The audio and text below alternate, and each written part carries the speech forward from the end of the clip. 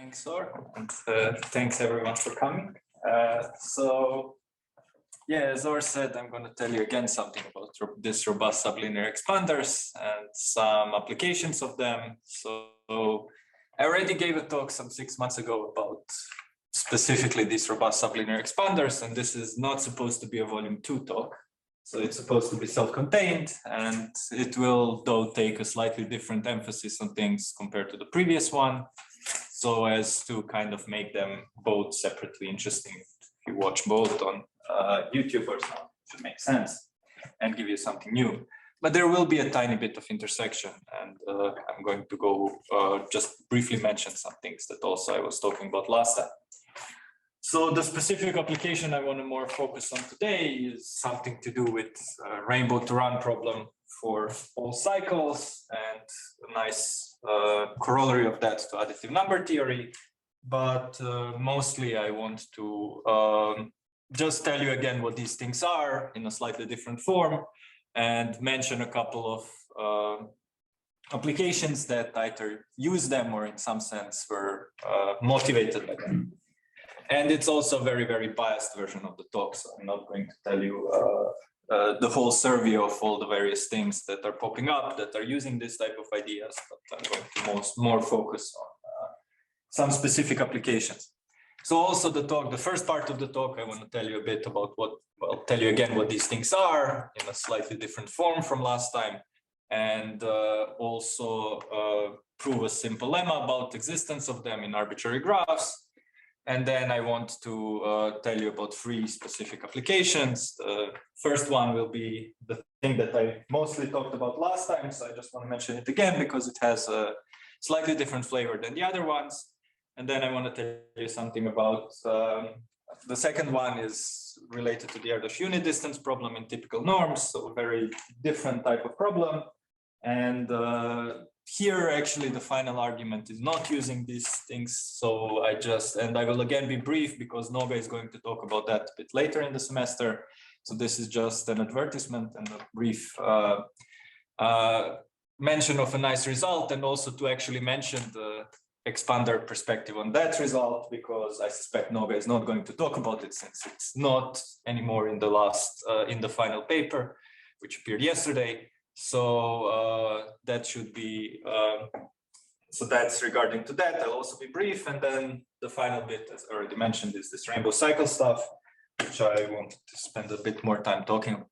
So anyway, let me get to business. So I don't think I need to sell expanders to this crowd, but let me still put a definition and say that they are very widely used and have various nice properties. So a graph G is a lambda expander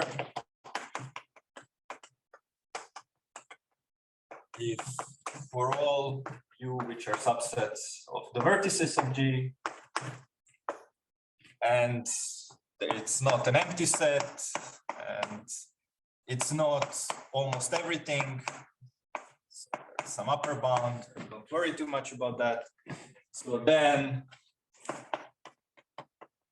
we should have that the external neighborhood in the graph of this set is bigger by a factor of lambda than the size of the set itself. In other words, it expands.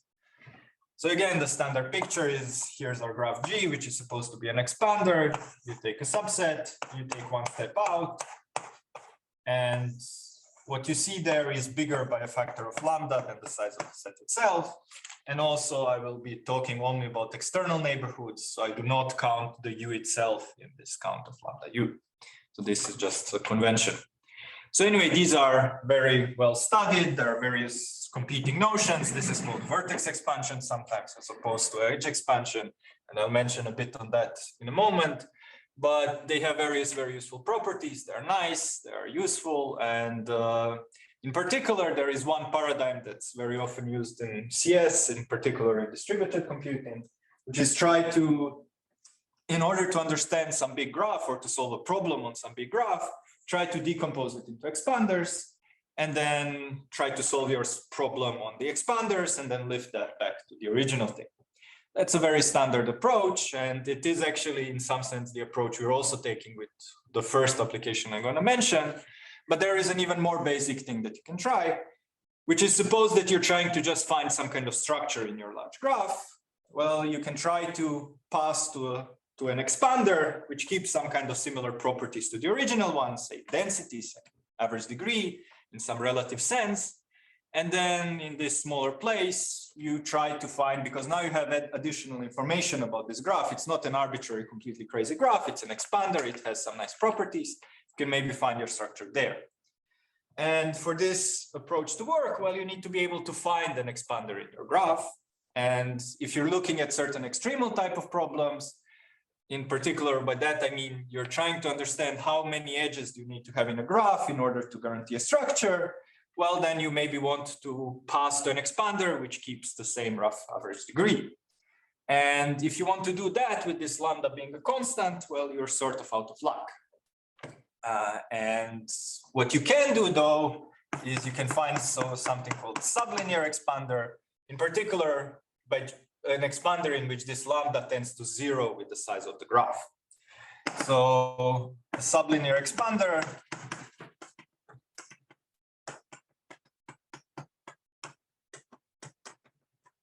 is just a little of one expander. And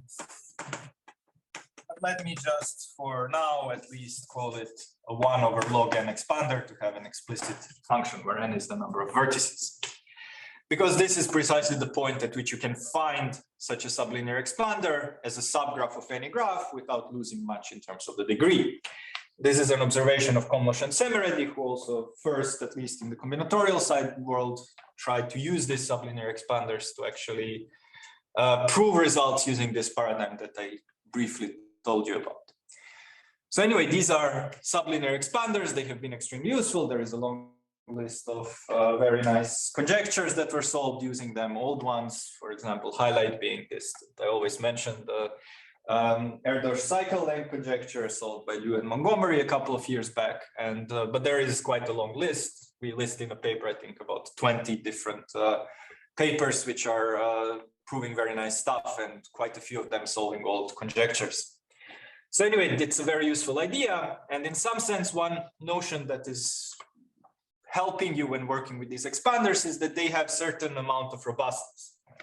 But it's somewhat weak because, in a sense, like the expansion that you're getting here is sublinear. It just goes by 1 over log n. So quite a few of the properties that you would get from standard expanders just stop being true for this kind of things. So in particular, any kind of subsampling properties. So suppose you want to split your expander into 2. This is another standard idea around expanders by just partitioning the edges randomly. Well, if you try to do that and you have lambda being at least a constant, some big constant say, then you can just do a union bound and ensure that your two things are still expanders. But once you're in the world where this happens, now you're just out of luck, because the probability that things will work for a specific set is exponential in the size of u divided by log n. But if you just do a naive union bound, you have exponentially many sets, so it will not work. You can get around this in various ways, and this has been done in some sense in these papers, but the main idea behind looking at robust sublinear expanders is that while you cannot get better expanders than that while keeping the same average degree, you can add some kind of qualitative extra things on top of your expander. So you can make them robust so that you have this level of expansion. It will not expand better, but it will expand in a certain robust way. So if an enemy comes and messes up with your graph, it will still expand. So let me now tell you the definition, and it's going to be a bit more precise than what I told you in the last talk. And also let me point out that these definitions are evolving, and pretty much every paper tends to introduce its own variation. And the recent ones are more or less all equivalent to each other. They're just kind of tailored to whatever you're trying to work with. So if you run in a slightly different one, it's likely that it's similar, but they all capture the same basic idea that I just explained. But anyway, also this one is probably the closest to Hasselgrave, Kim, and Liu from a couple of years back, but also with some twists and some nice ways of writing it in a sense, which gives you nicer picture of how well these things actually expand. Let me actually tell you what it is. So a graph is a robust sublinear expander.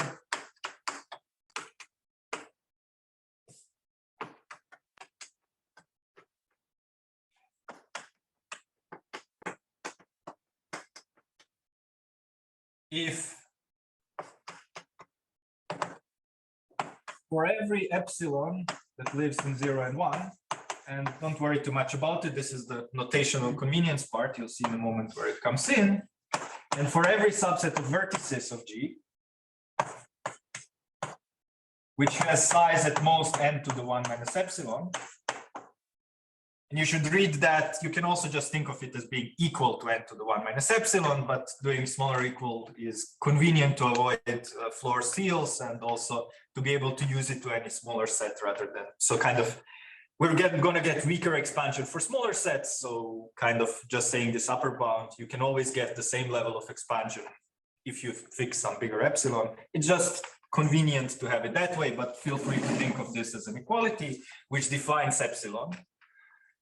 So anyway, we have some integer, real, which controls the size, and we have a subset.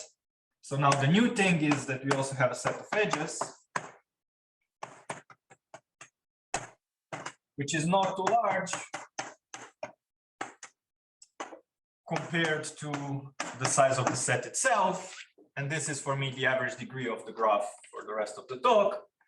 So don't worry so much about what exactly is there, except that it's something times the size of U. And it's something that should be like a small fraction of the average degree. But we'll look at some pictures and I'll explain what's going on with the numbers in a moment. So anyway, you have a set U of vertices, you have a set F of edges.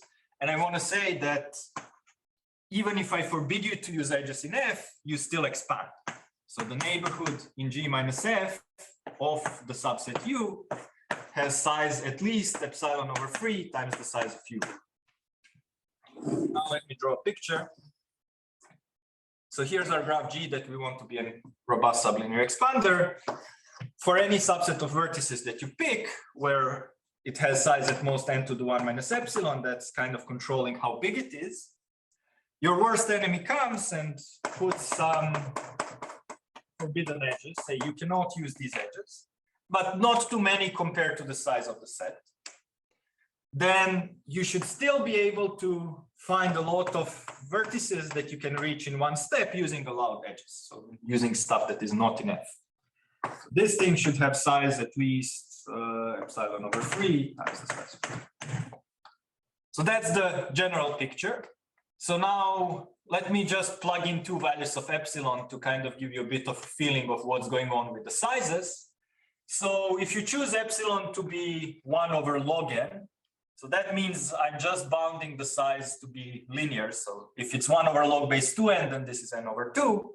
So I'm talking about linear size sets, how well they expand. So what do you get? You'll get that you can remove some average degree over log n proportion of edges, and you still expand by a factor of 1 over log n roughly.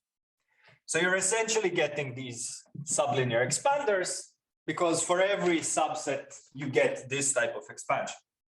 I mean, every reasonable, if you take this to be everything, then you don't, but that's the sort of, so you never really want to take epsilon to be smaller than 1 over log n. You can for technical reasons so that I don't need to write there 1 over log n, but it will give you nothing.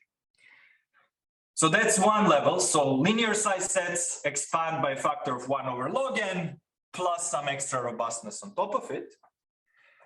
Small sets, if you take epsilon to actually be a constant, so that means this is a polynomial size set, polynomial is smaller than n, then this is a constant. So you can remove up to a constant fraction of edges that touch your set, and you are expanding still by a constant factor.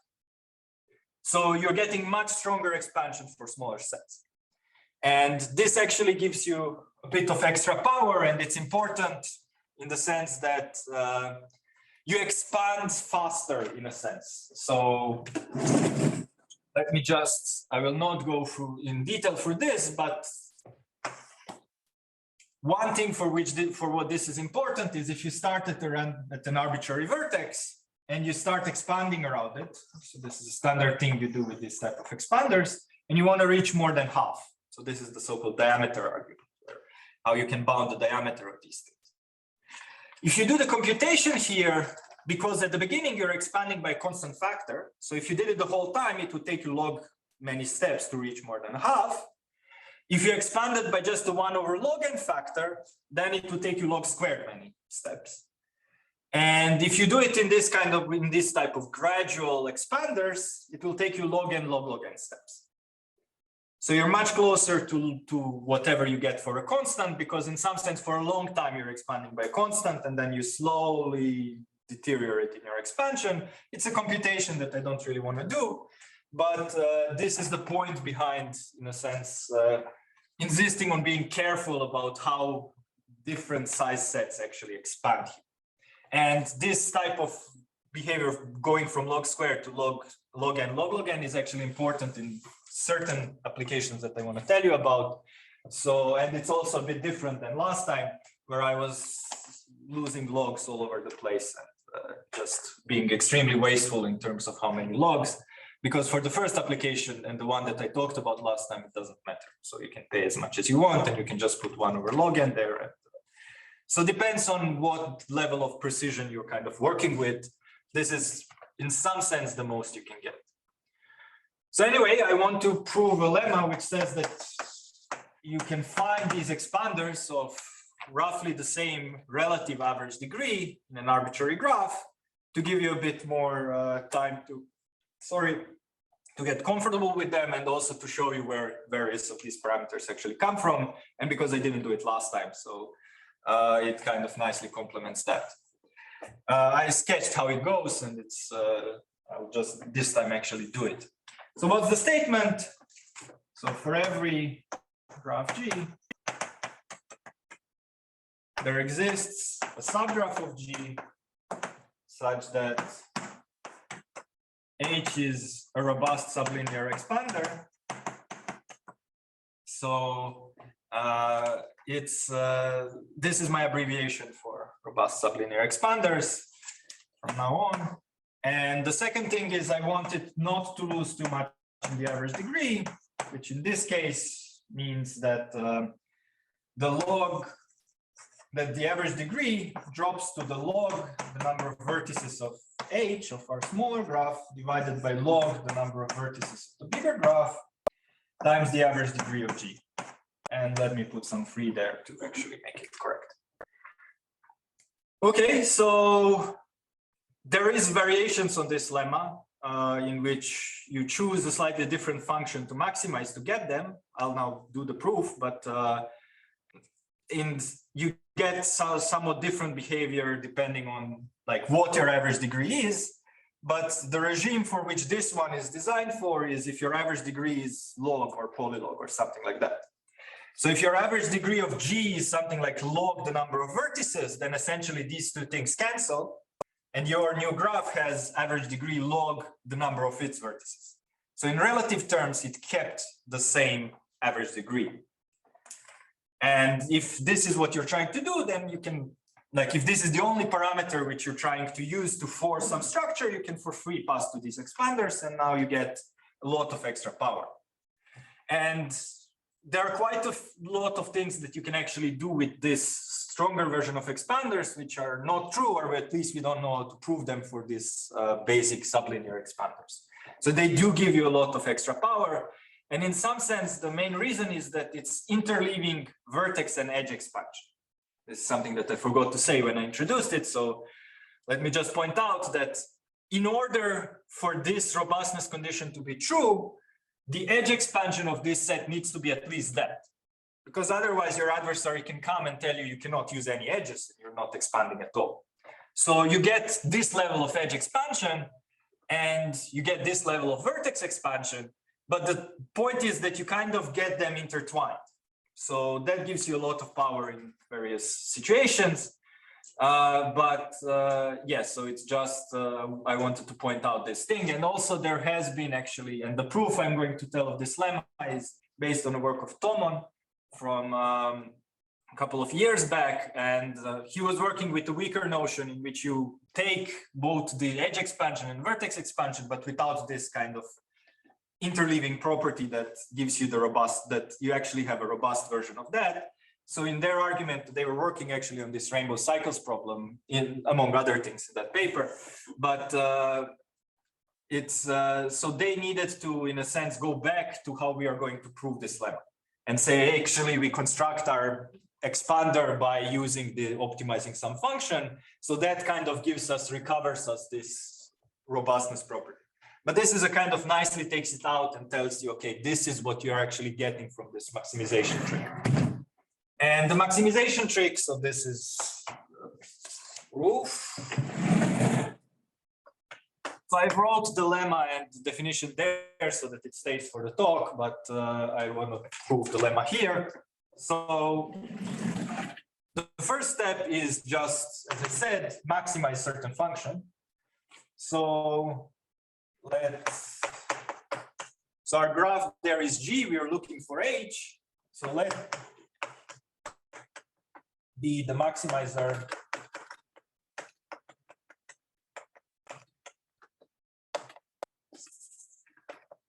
of over all subgraphs of our graph G of f of H defined as the average degree of H divided by log number of vertices of H minus 1/3.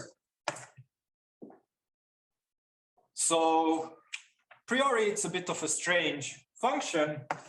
Let me again draw a picture and try to tell you a bit intuition where it comes from.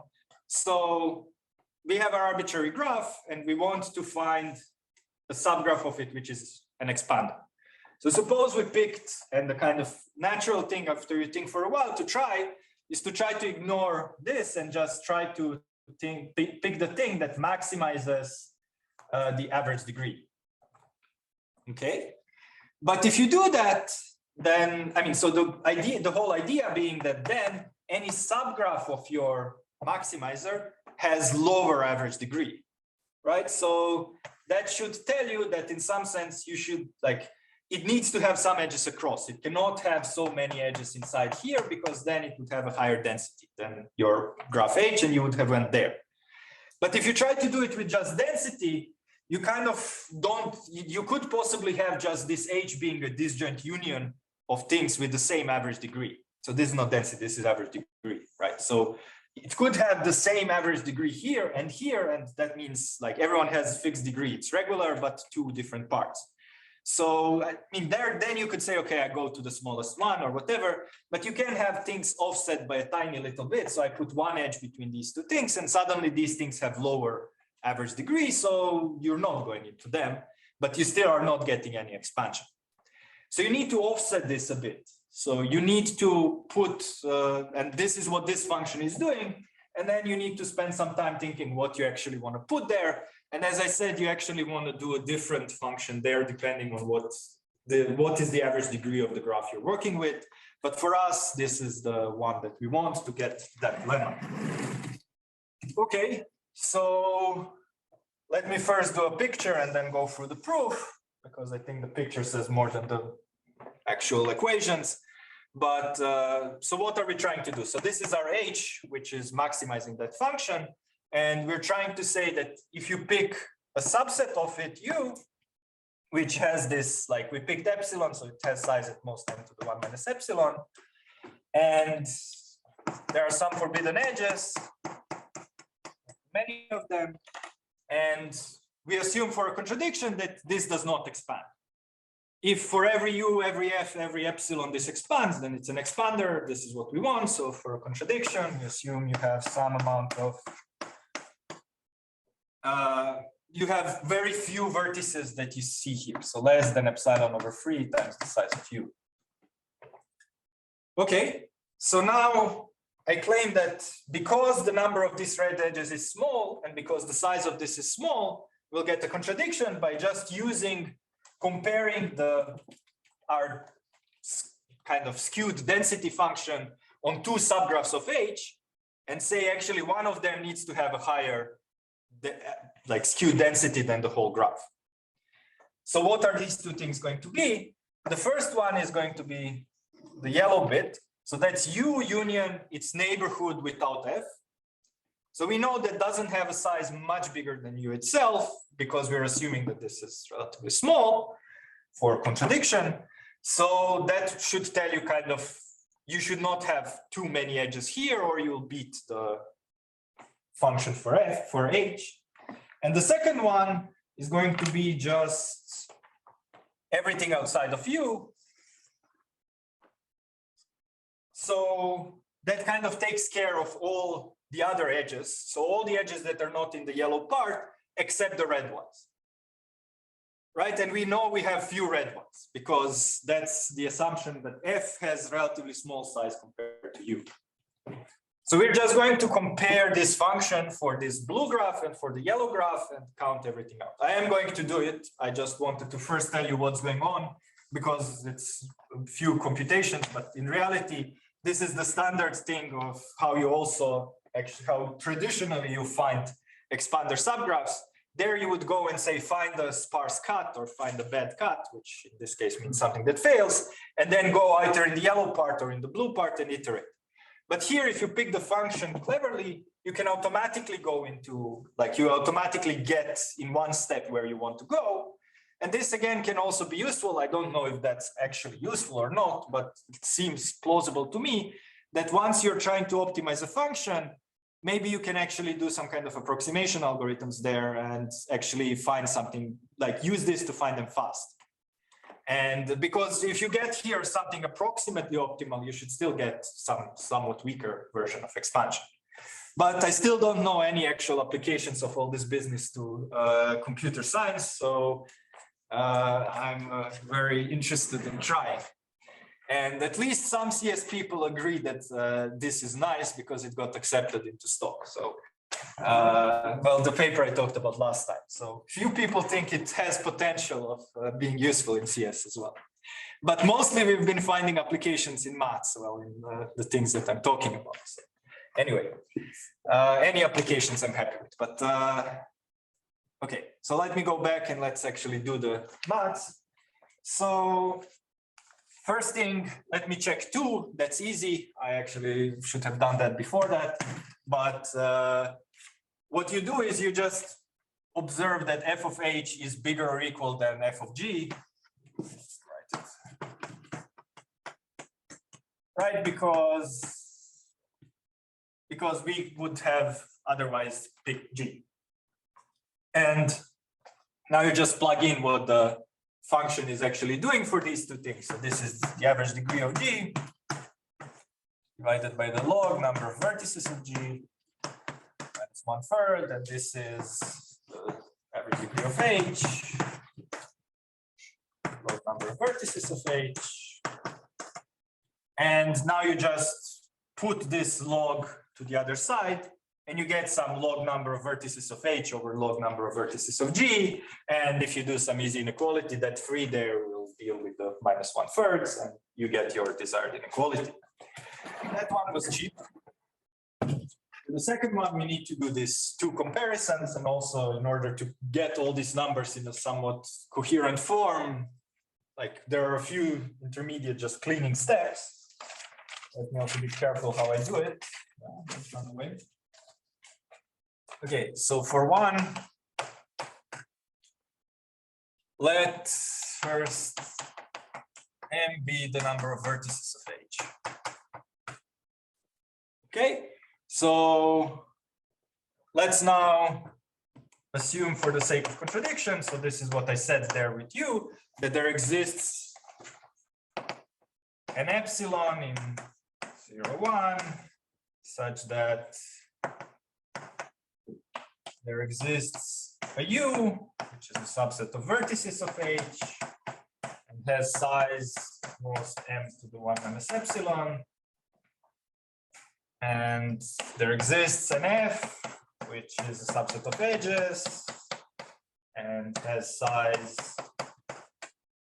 most epsilon over 3, the average degree, times the size of u, and such that So this is the contradiction part. We don't get expansion. So I'm really just writing essentially what's written in the definition there. I just want to actually plug in the numbers we're getting here. So this size is less than epsilon over 3 times the size of u. Okay, so that's the setup. That's what we have to work with. That's what's drawn in the picture. So now you want to understand. So let's just compare what's going on with this blue and yellow part. So for the blue part, we can be wasteful. You can just compare. So you can just say that because we picked h as a maximizer, its function f of h is bigger or equal than the function of h, the skew density function, than h without u. So that's the blue graph part. And here I can be sort of very wasteful and just say that this implies that the average degree of h is at least the average degree of h without u.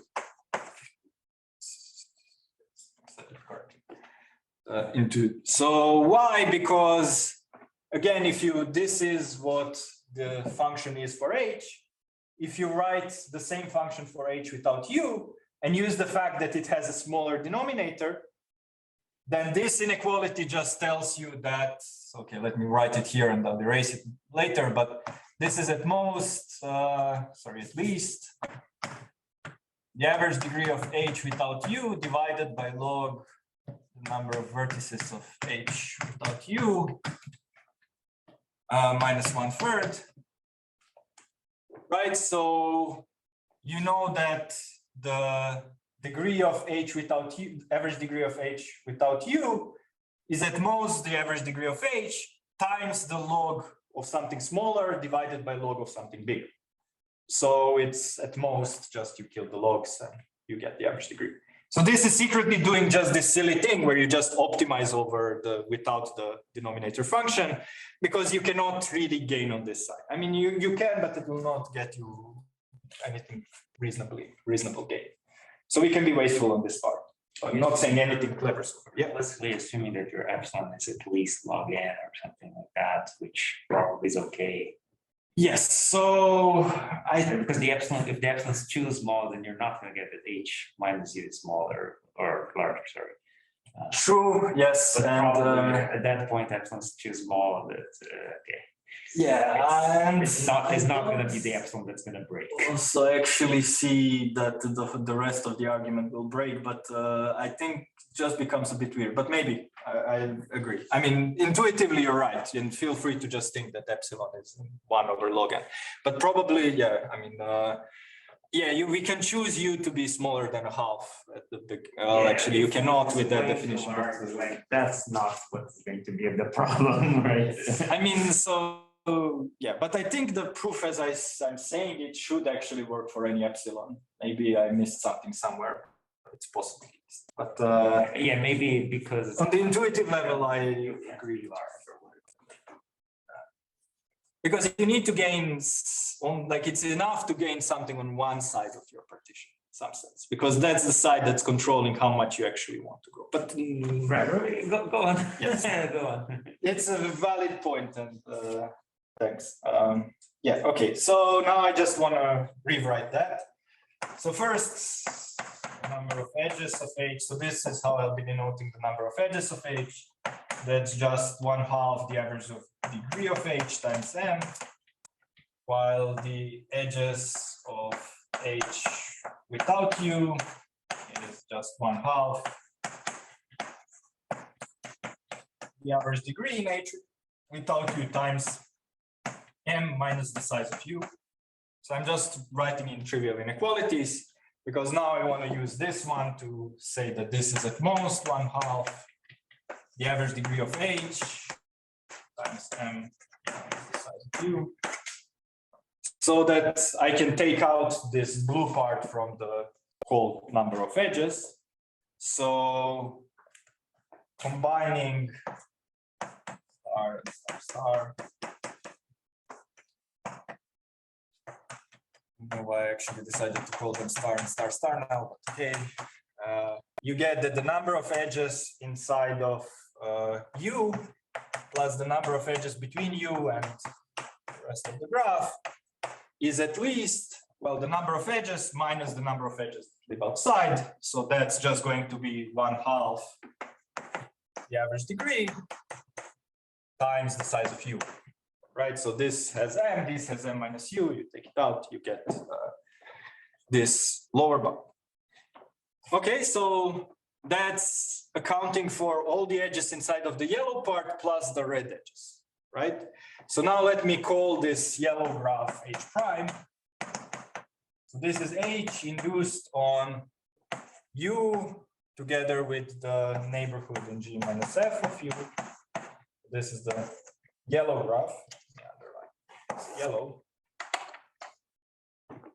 And as I said, the number of edges of H prime, so that's just equal or at most, because F might have some edges inside or somewhere where they don't actually contribute anything. Well, inside they're fine, but anyway. So edges of U plus edges of U across plus the size of F. Okay, and so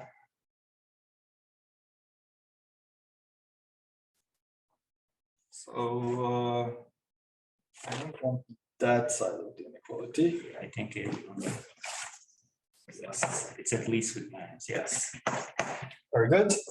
So if you count the edges, so this is counting the edges inside of U and all the edges across, but inside of H prime, we're not counting anything that goes just towards the red edges. So it's minus F, and now the inequalities make sense. So this is at least 1/2 minus epsilon over 3 times the average degree of H times the size of U. Right, so here I plugged in this inequality for 1/2, and I plugged in our assumption on how big this forbidden set is to get an upper bound on the number of how big F is. Okay, so now I need to understand what's going on with the number of vertices, which is easy.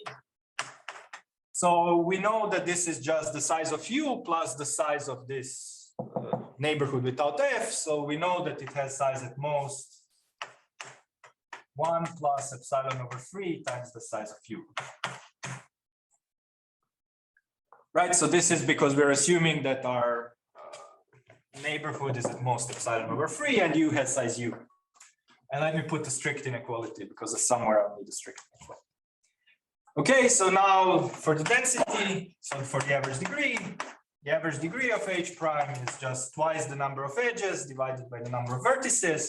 So you're getting 1 minus 2 epsilon over 3 times the average degree of H times the size of U divided by now the number of vertices, 1 plus epsilon over 3 times the size of U, cancel the U's. At least. Yes, thank you. And you probably want strict. Because you're gonna say. Yes, but this is going to pop up once again. Yeah, I could have said myself, but I agree. Thank you. Okay, these things cancel. So these two things are picked in such a way that this is at least 1 minus epsilon, because just if you multiply this by 1 minus epsilon, you get that minus some epsilon squared thingy. So anyway, this is again strict inequality, I think. 1 minus epsilon times the average degree of H. Right, so the average degree of this thing is reasonably big compared to what it was for H. So now we need to see what happens with the skew parameter, and that's again just means we need to take a log of that. So what's a log of the number of vertices of H prime? Well, I mean, it's just, it's at most log of 1 plus epsilon over 3 plus log of U, of the size of U. And this is 1 plus X, log of 1 plus X, it's at most X. So this is epsilon over 3 being the X. And U is at most M to the 1 minus epsilon. Right, so this is well how we're bounding the size of U. So this is 1 minus epsilon times log M. And now we just plug in the function. So f of H prime is strictly bigger than, so we have average degree on the top, that's that, 1 minus epsilon prime. Here it's log, sorry, of h. Here it's log the number of vertices, so it's whatever we just computed. So it's epsilon over 3. Let me just write immediately what you get, and it's 1 minus epsilon times log m minus 1/3. And why? Because you get 1 minus epsilon times log m, and you get epsilon over 3, which is this times this, and you also have a 1/3 that comes from the actual definition.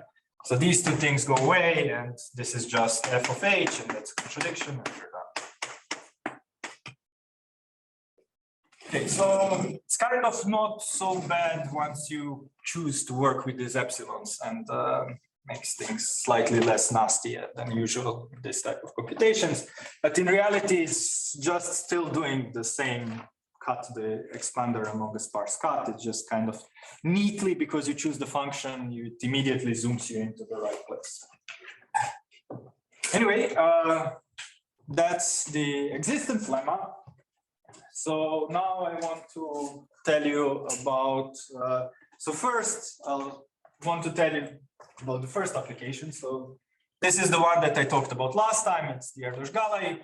So I'll not motivate it as well as maybe last time. It's you can see in that talk the history. It's a very nice problem, has a long history, has been studied a lot, but it's very natural. It's natural enough in its own right that I think I can just say it. And for me today, it's more serving a purpose of illustrating how you can actually use this kind of things or where it was actually used. So anyway, a conjecture due to Erdős-Gallai.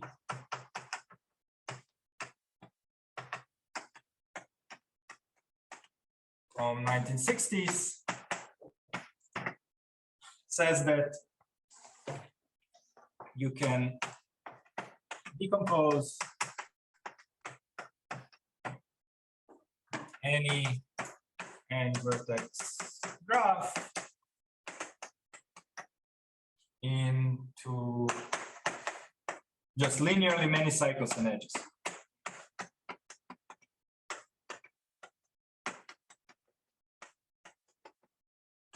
And again, this edges thing here is to deal with odd degree vertices. Odd degree vertices, you can, if you have any odd degree vertex, you're out of luck, you cannot decompose.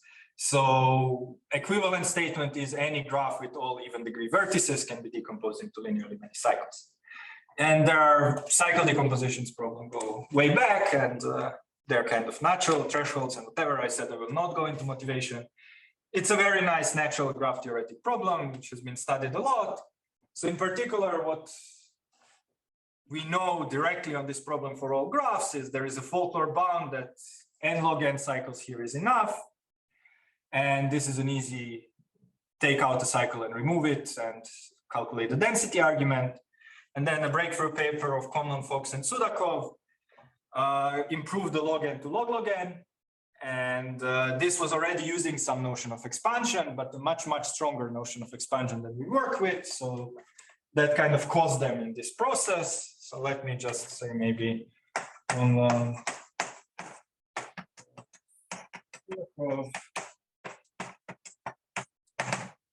of n log cycles and edges suffice. And what we managed to do and what I talked about last time is that, so this is joint work with Richard Montgomery.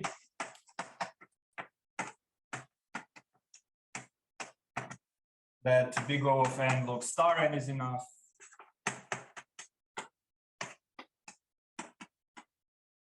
So we can improve the log log n to the log star n. And on a very high level, again, for more details, there is a whole talk discussing it. The general idea is to take your arbitrary graph. There is one step in between that I'm not telling you, but let's ignore it. Partition it into expanders. So actually for that, we need a somewhat stronger version of that lemma in which you want to decompose your graph into expanders and not just find one. And you want to find them so that you don't have too much overlap. Again, we can do that because we don't need such a super tight at the bleeding edge of what you actually can do. Expanders, it's fine to pay some polylog factors, and then you reduce the problem to decomposing expanders. And then we prove that essentially you can, in a certain strange way, embed a random graph inside of each of these expanders. And random graphs are nice, and you can actually then, it becomes easier to solve, and you have some amount of leeway in the problem, and you can get this result. So we're using really crucially in various places that you have this leeway, but it's also, it would not help you to work with this stronger notion of expansion there, just because there is some iteration I'm hiding there. So even if you worked with stronger expanders, it would just improve the constant and nothing else. So anyway, and this notion, but the reason I wanted to mention this random embedding is because some way of thinking about expanders is that they are a random-like portion of your graph, in a sense. So they sort of have similar properties like the random graph. And usually, so the way we're proving this result and a bunch of lemmas that we developed about these expanders for this is essentially we show you can embed some kind of random graph there, and then kind of we prove it on the random graph and then lift it back to the expander. So I just want to say that you should or could think about expanders as kind of being a random-like portion of your graph. And this is what makes them useful. Random graphs are much easier to deal with than arbitrary graphs. So anyway, that's all that I wanted to say about that. There is the other talk if you're interested. So the second brief digression or application that I want to mention is the Erdős unit distance problem in typical norms. So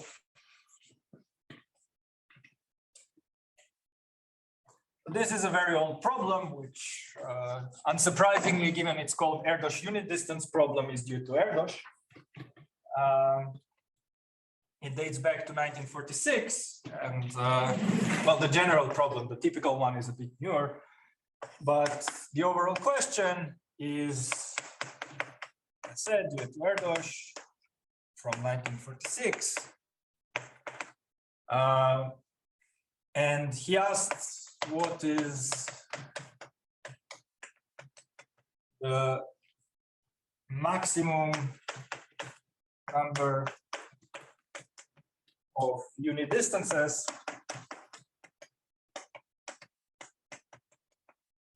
defined by n points in the Euclidean plane. So R squared and now the Euclidean norm. Okay, and let the answer be this I'll refer to as the unit distance function. It's just u indexed by the norm we're working with of n.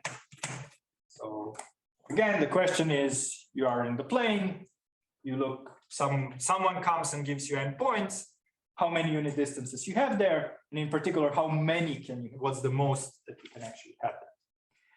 And it's, as I said, a very old problem with a lot of applications, a lot of studies, but as tends to be with certain central problems, it's also perhaps the most famous problem in discrete geometry, maybe even in all of discrete maths. But it's definitely a very nice classical problem. But let me get back to telling you what we know about it.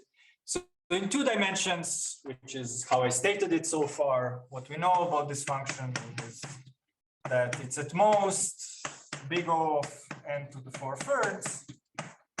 And this is a proof of Spencer, Szemerédi, and Trotter from 1984. And then since then, there has been a lot, at least 5 or 6 different proofs. And perhaps the simplest one is due to Székely, which reduces this to the crossing level, which is very often taught in undergrad classes on extremal combinatorics. It's a very, very nice proof, but I'm not going to go into that direction right now.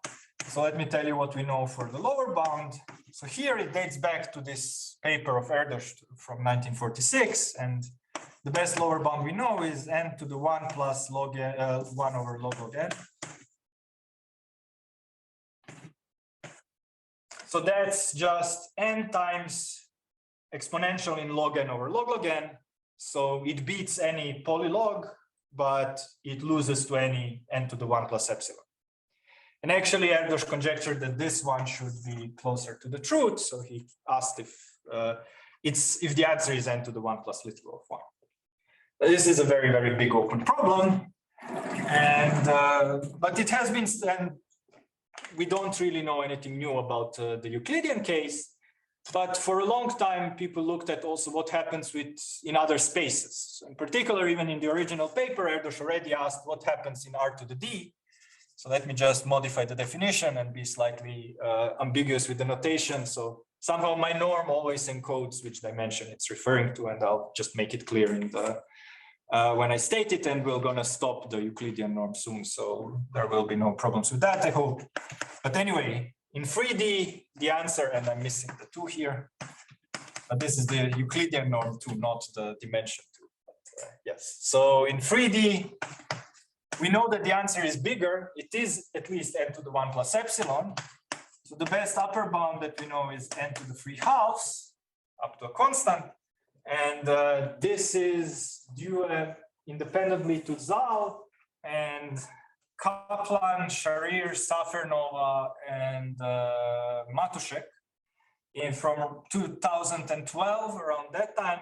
And they were using actually the breakthrough ideas introduced by Gut and Katz on the sibling of this unit distance problem, the distinct distance problem, which I promised in the abstract to say something about, but I decided not to, because that really is too tangential to the robust expanders. So let me stick to just the unit distance. But I want to mention this is an amazing paper from about 10 years ago or so. It has over 600 citations, and it was really influential since then. It led to a lot of development. It's a very, very nice paper, and Terry Tao has a very nice exposition of what's going on there. So anyway, if you don't know already the tools and ideas. So anyway, that's what happens with the upper bound. So let me also mention that they are only actually improving an inverse Ackermann multiplicative term extra that was there from the 1990s, from the work of Clarkson, Wibas, Edelsbrunner, Sharir, and Welzel. I mentioned everyone.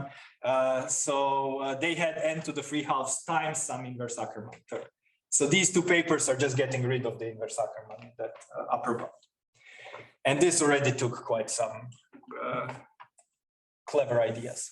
So anyway, on the lower bound side, we know that the answer is n to the 4/3 plus some little of 1. There is some polylogs extra, I believe. And this is due to Erdős from 1960. So it's also a pretty old bound, but at least compared to the 2D, we know whether it's by a polynomial factor bigger than n or not. So given the situation in 2 and 3D, then what happens in higher dimensions? And you might think, well, kind of, we're not doing all that well here.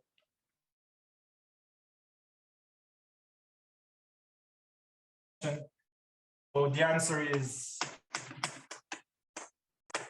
quadratic. And this is sort of the reason why we know the answer. So there is a very nice construction due to lengths. And after that, there has been a lot of work. And by now, I think we even know the correct numbers here for any number of dimensions. So anyway, behavior becomes much different. And in some sense, the problem is easier in higher dimensions, thanks to the fact that it's bigger. So that's what we know in the Euclidean case. And but quite an old problem that was also raised by Erdős and Ulam. Let me call it a question of Ulam from 1980. So that's the paper of Erdős from 1980 that references the problem to Ulam, but Erdős himself has something about the problem from earlier on. So anyway, I mean, it's a very natural question to ask, well, okay, Euclidean is hard. Can we do something for some other norms? Is there some norm for which this conjecture that n to the 1 plus little of 1 is actually easier? And this is actually a question of Brass, this specific one. I'll mention it in a moment. But in general, the question is just what happens for other norms, for other notions of distance. And I'm paraphrasing here to make it shorter. So it has been studied quite a lot. People looked at various norms, various things are known, but in general, understanding in some sense how small this function can be, like so over the norms, so how much you can push it was fairly not very well understood. So let me just point out what was known. So there is a folklore bound which works for all norms, and this is that for all norms in any number of dimensions, but that's kind of immediate. If you do it in 2D, this unit distance function is at least 1/2 minus little of 1 times n log base 2 of n. So that's quite a bit smaller than what we have in the Euclidean case, where it's much bigger than just a polylog there, but effectively this was the best known bound for all norms. And even in higher dimensions, we didn't know how to add a term here which grows with dimension. This is mentioned in a few discussions on some assumption about the norm. Because you can't take like the discrete norm. So yeah, I mean, norm is on R to the D. Sorry, I should. Sure, but even so, there's nothing norm. It should be, I don't know, maybe. This should be generates true for used to or whatever. Because you could take the discrete norm, like 2 points are always at distance 2. Right. But that's not, so my norms are defined on all of R to the D. So sorry, I should say that I'm working with real norms, I'm not allowing you to. What is the unit distance? What's the unit? Sorry, I mean, it's length according to. It's still defined on all of R. Just say any 2 distinct points are a distance 2. You generate like a discrete topology in RD, which is garbage for topological reasons. But you want to have a definition for unit distance, you kind of need to be first of all invariant to shift. So for us, norm, or at least I mean, but this is also that. You're saying norm, not distance. Never mind. No, never mind. I was thinking distance. No, you're right. You're right. I am far from a topologist or geometer, but I mean the equivalent. You're right. I was thinking distance. Yeah, so I might have said distance at some point and confused you. Yeah. I am talking about norms. You're right. You're right. Norms. So norms should be equivalent to their unit balls, which should be convex, and they're absolutely right. For some reason, my mind went to distances. I mean, it is a natural thing, but some weird things can happen. And but anyway, thank you for pointing it out. Okay, so this does work for all norms, I believe. And the reason is you can embed the hypercube inside of the graph of the hypercube in the unit distance graph. So essentially just the standard drawing of it. So geometrically speaking, you can just, however you usually draw the hypercube, that if you stretch the kind of this, you can choose how to stretch each of the distances to make it unit, and you'll get, so that's for n equals 8. And you can sort of do the same squashed hypercube for any dimension. So this is like the dimension here is not the dimension of the norm. It's like for anything you can squash it into 2D.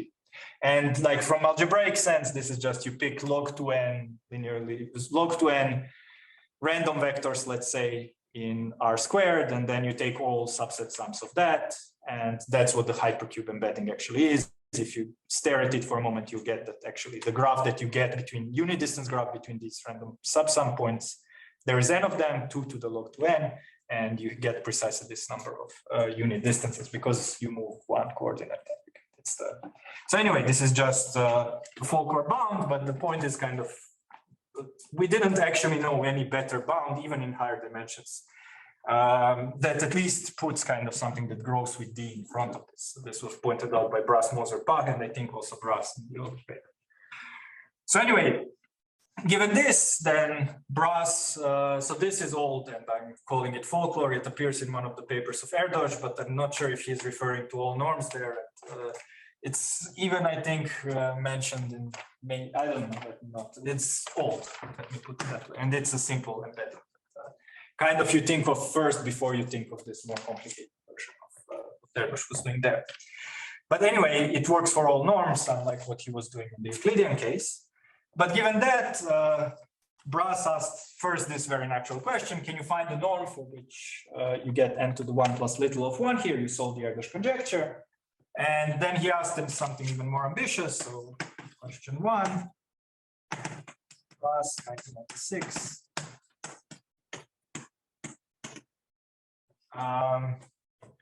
Is there R squared norm such that this function, this folklore bound is essentially tight? Can it ever be the case that this bound is tight based on the fact in part that, well, we don't know any better constructions? So the previous question about the Erdős unit distance problem in some other norm was solved by Bucic in 2011. So he proved that you can get this function to be close to n log n. This is a very, very, very nice paper. And I would add even more varies, but not do it. So for most norms, and I do not intend to actually explain what I mean by most, it's in bare categoric sense, something in the space of norms, but you should think of it as most. So for most norms on R squared, the unit distance function is actually at most big O of n log n log log n.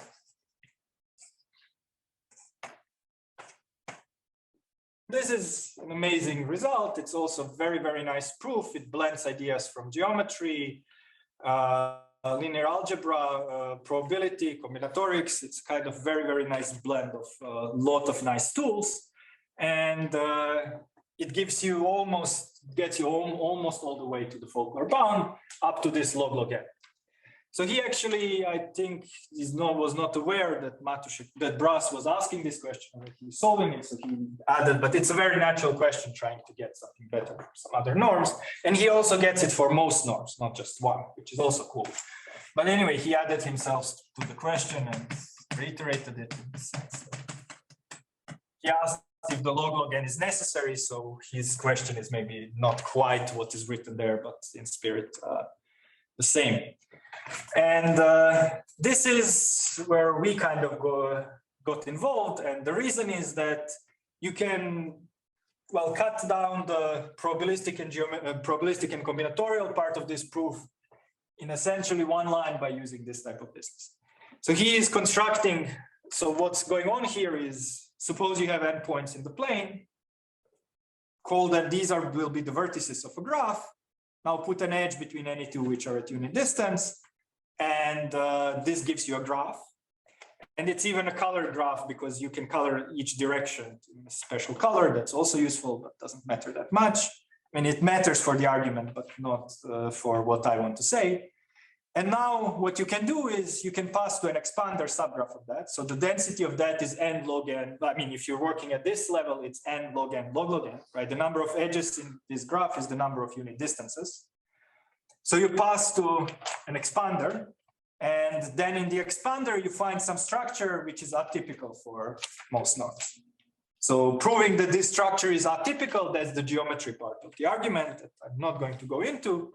And I mean, I'm not going to even go into this, but this is, in a sense, the expanders that he gets are much weaker than that, in the sense that he only needs edge expansion, and he only even needs a slightly, but he needs this precisely this level of expansion that I've wrote here in order. This diameter argument needing log n log n is where his log n is coming from himself.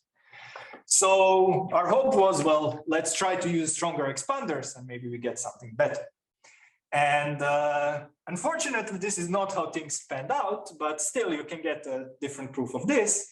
And on the intuitive level, it is useful. And but anyway, yeah, this is kind of what the expanders play, what role of expanders and how you can use it in this problem.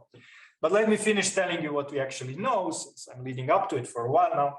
So this is what was known in 2 dimensions, much less or practically nothing was known in higher dimensions. So here in a very, very nice book by Brass, Moser, and Pach, which is an amazing repository of open problems on discrete geometry, and also has over 1,000 citations since 2006, which in combinatorics is a lot, maybe not so in CS, but yeah. So anyway, it's a very influential, well-known book. So what they ask is, so this is a question, and I can call it question 2. So what happens in 3D, and in particular for D at least 3, show that for all R to the D norms, the function grows faster than n log n.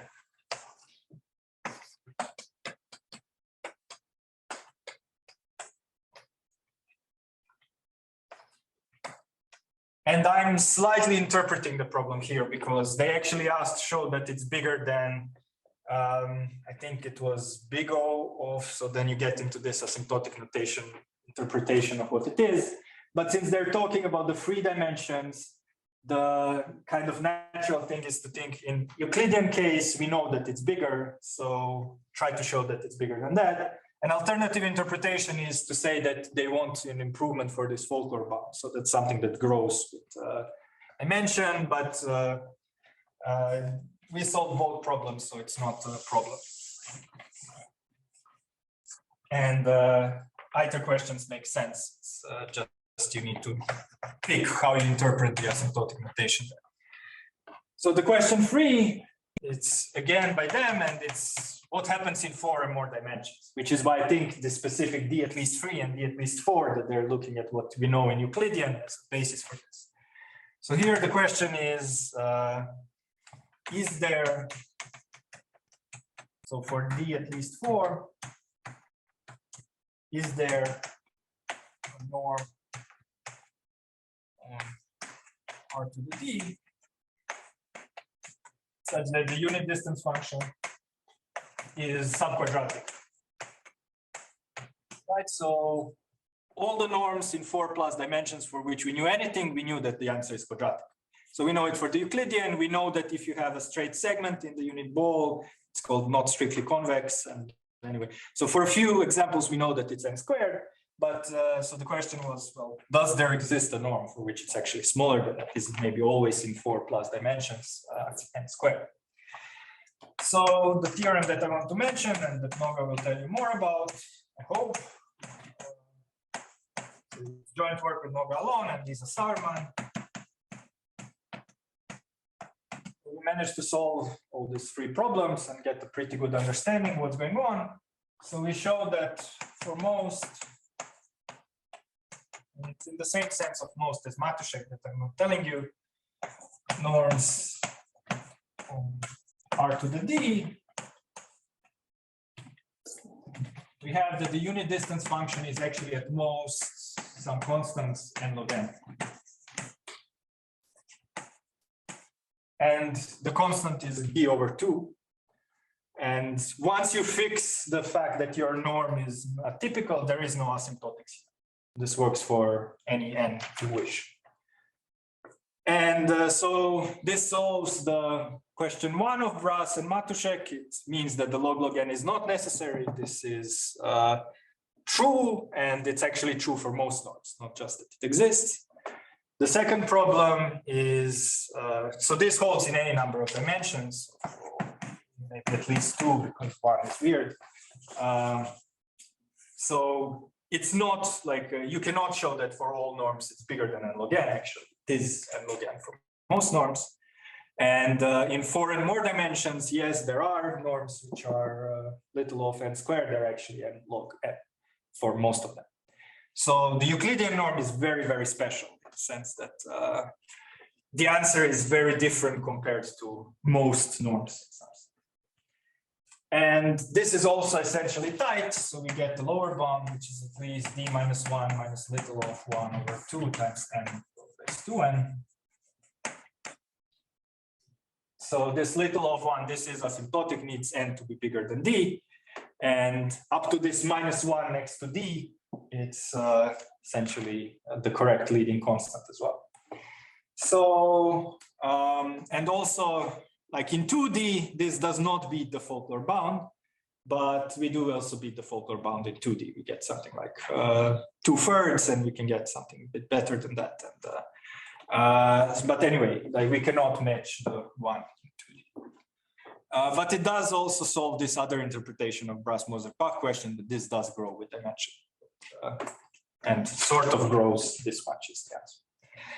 So the lower bound is somewhat topological. It's using this Hurwitz dimension lowering theorem. And so it's using some topological ideas. Upper bound is using matroids. It's using polytope approximation theorems. It's using some amount of combinatorics. It's using so-called edge isoperimetric inequality in the grid. So a lot of tools are coming in there. So Noga is going to tell you more about that. I just wanted to mention it. And also let me just point out that in a sense, why the expanders are not helping you here is because this log-log-n term for them is problematic. So it's kind of hard to get rid of it unless you have some other way of like shrinking the diameter. It just takes you too long to reach everything. And but on the other hand, part of the argument is still that we find the subgraph of your unit distance graph, which actually has a decent proportion of the edges, 1/d proportion for a typical norm, of course, everything. But then it embeds, like this subgraph will embed into the grid graph. So this is just the hypercube with more, like it can be not just 0, 1, but anything in Z. And these type of graphs are actually poster child examples of precisely this type of expanders. So mostly like hypercube and grid graphs and so on, Hamming graphs and so on, they have this type of expansion. Like if you look at, so the examples showing that you cannot really do much better than that are subgraphs of the hypercube. I mean, they are lower density, so it's a bit different thing again, but in some sense, there is still some expansion happening there. And you can actually use, to get a different proof of the last part of this, you can use the related result to this rainbow cycle stuff that I'm going to mention there. So there is some common theme flowing through all of this. It's not just that I want to advertise a nice result, but I do want to advertise a nice result. So anyway, Noga is going to tell you much more about that, I hope. And I want to switch to actually how I'm doing with time. Maybe we can take a 3 minutes break and I'll tell you something about rainbow cycles application. Not counting additive stuff as a different one, since its corollary is something about rainbow cycles. So let me tell you what the question is, then I'll tell you why I think it's interesting, and then also tell you what we can do. Then some nice corollary in number theory, additive number theory, and then also maybe a few words of how expanders work here as well. But anyway, so it's a question of Kivash by Sulakov Verstraat.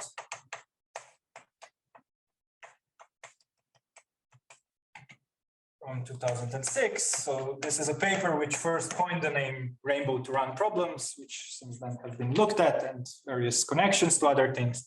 And actually they raised it because of some connections to additive number theory as well. Or at least that was one of the motivations, but some problems of this type did appear before as well. But what this specific question was asking is, so what is the minimum average degree in terms of the number of vertices? So let me call this d of n, d equals d of n, such that any properly edge colored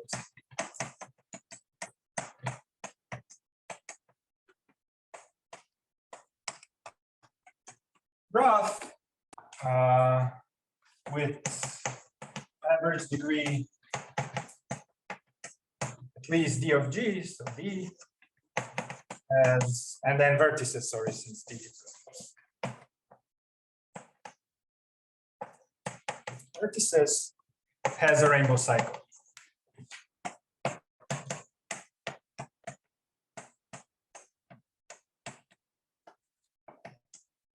Okay, a lot of words, but it's a very kind of natural question. So how many edges do you need to have in a graph, or equivalently what average degree you need in order to guarantee that if your worst enemy comes and colors your graph properly, then you can find a rainbow cycle, where a rainbow cycle means that it should never use a color more than once. So this type of properly edge colored graphs, they pop up in a lot of problems. In fact, if you look at this Erdős unit distance graph that I told you about, this is a properly colored graph if you take these directions, and this actually matters. These structures that we are finding, they depend on the colors. So, and this is why the rainbow cycle type of things is actually, you can use it to get a slightly weaker version of that result. Well, last part of that result. Instead of this agile isoperimetric stuff, you can use this type of list. And there is a lot of problems. There is this famous Reiser-Braulius-Stein, which actually is now almost solved up to -1 by Richard Montgomery, and using precisely the ideas that I told you about in the last talk. So he is using this robust sublinear expander business there as well. It's an amazing result. Still, he gave a few talks and I saw the draft, but I think it's still not out unless I missed it somehow. But it is a very, very nice thing that's coming up that's also using this business. So anyway, what's going on here is we have a properly edge colored graph and we want to find a rainbow cycle in it. So it's also kind of a rainbow version of a Turan problem, which is asking for how many edges do you need in a graph to guarantee a cycle. And that's a silly problem, right? The answer is n, because if you have n edges, you have a cycle. If you have n-1, you can be a spanning tree. So you need n edges, it's trivial. And this one's not so trivial because you can take the hypercube, which is also something of a common theme of all of the various things, precisely because it's a kind of poster child example of this type of expanders. So what I mean by the hypercube is just take the hypercube and color all the edges in one direction in a color, in one unique color, and do that for every color. So let me draw the 3D again. So it's again just the standard way you draw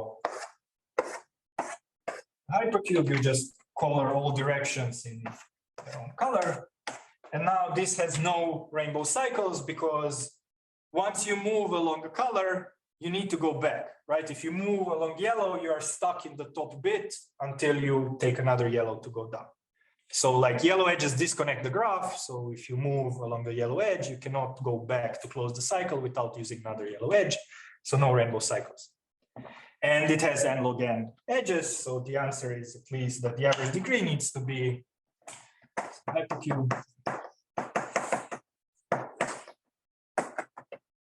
implies that d of n is at least log n. And maybe some little of 1, which I'm ignoring if you're not the power of 2 and so on. Okay, so it's a bit more interesting and it attracted a lot of attention and actually was one of the problems that was also kind of fueling development of these expanders, because early on the expander ideas got useful for finding this kind of things, and then like they were getting more and more refined. So let me mention what was known. So Kivash, Mubai, Sudakov, and Strat, in the initial paper, they proved the big O of n to the 4/3, or remarked this is true, and this came from just a specific length cycle that they were getting. And sorry, n to the 1/3 if I'm talking about the average degree and not edges. So d of n is at most big O of n to the 1/3. And then Dasley and Sudakov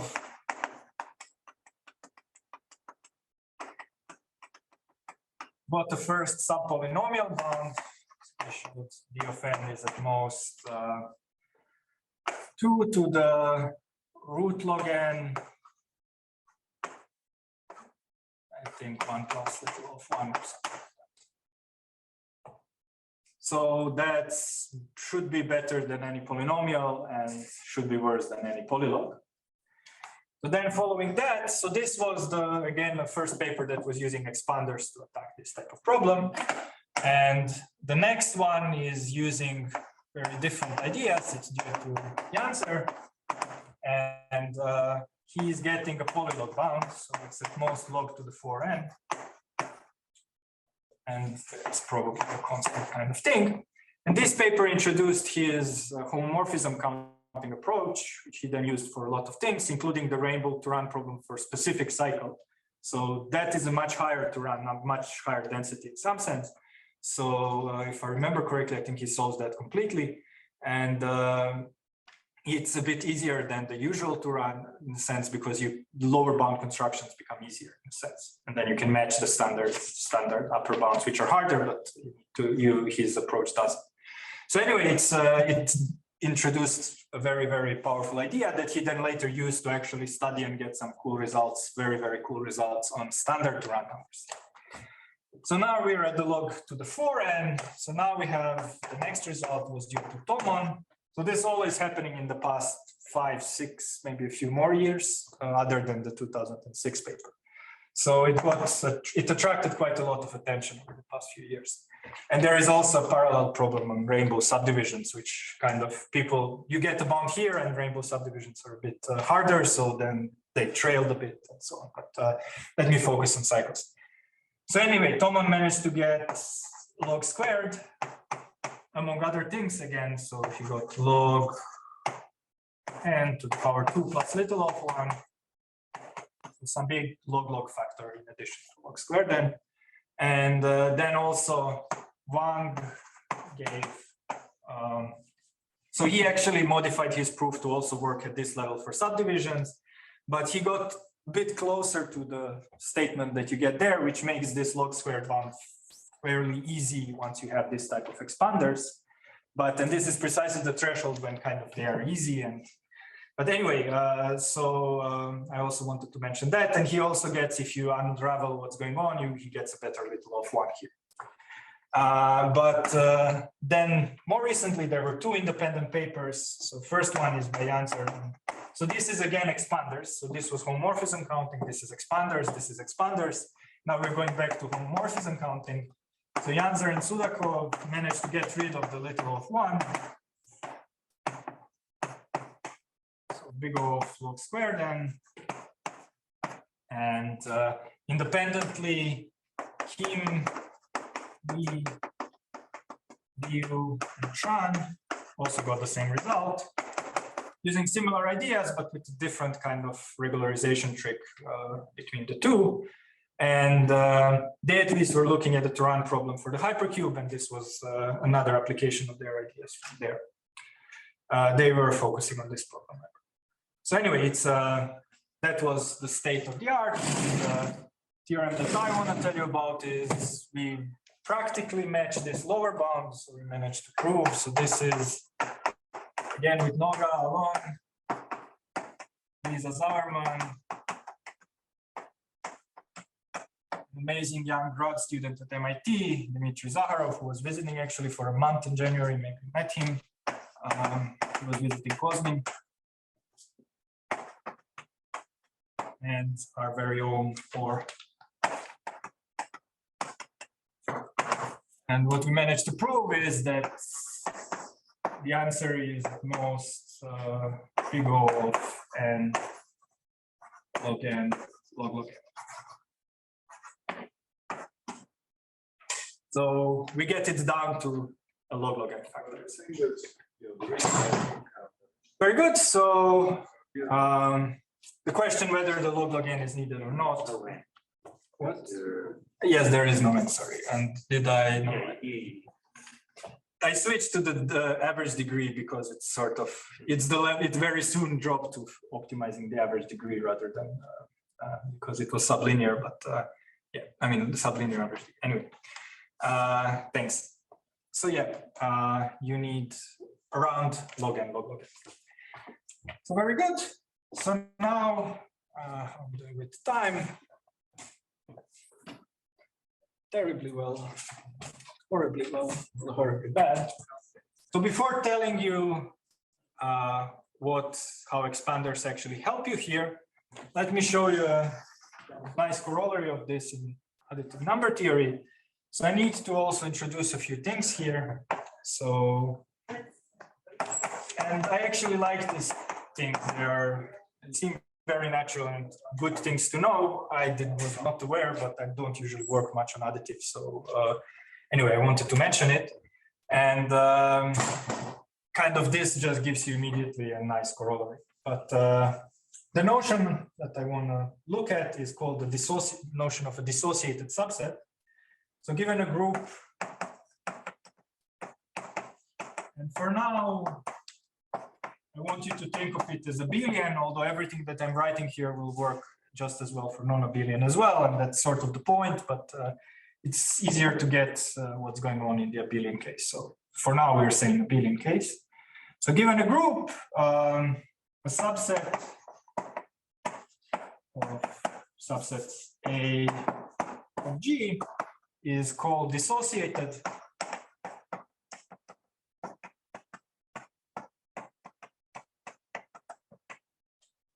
If you have a linear relation of the form sum over all the elements in the, sorry, I want to call it L, A will be something else later. So sum over all of the elements, so linear combination of its elements using coefficients, which I'll call epsilon G times G is equal to 0. But if I restrict you to using only the coefficients which are either 0 or plus minus 1 for all G, then it needs to be trivial. That means all epsilon G should be equal to 0.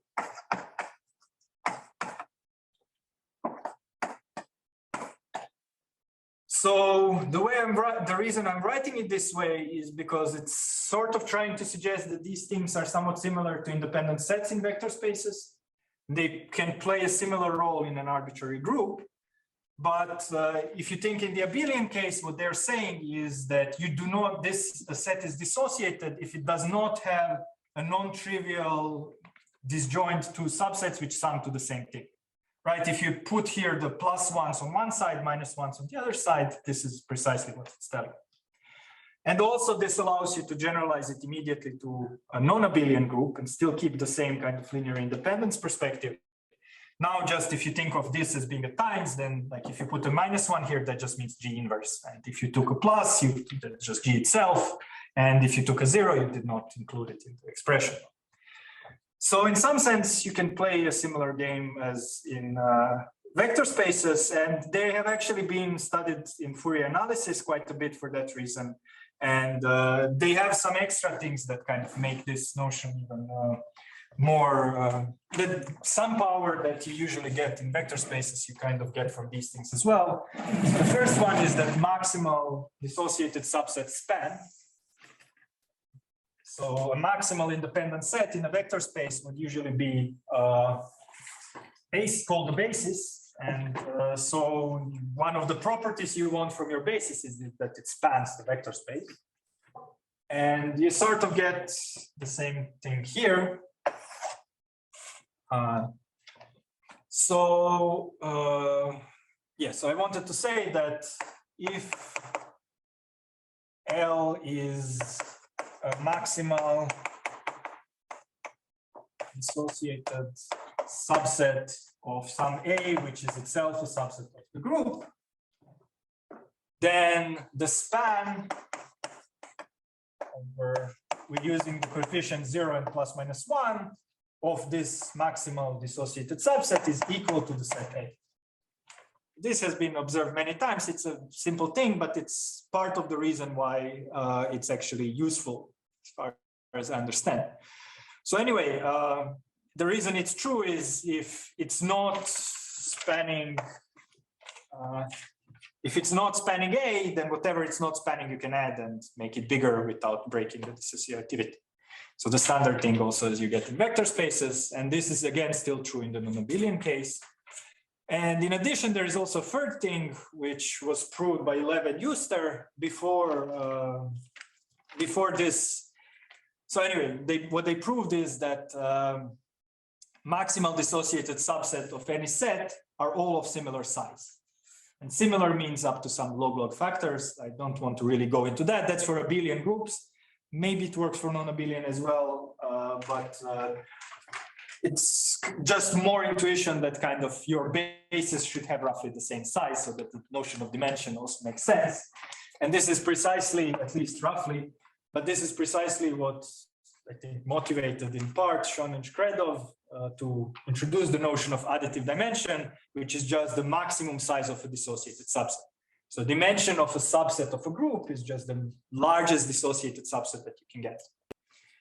So definition, and I should point out that this is a notion of dimension in groups. So there is the Freiman, there is several notions. Even in that paper, they introduce a few others which are related to this one. But depending on what you're trying to do and what you have, different things make more and or less sense. But the definition that I want to focus on is that for A being a subset of a group, dimension of A is the maximum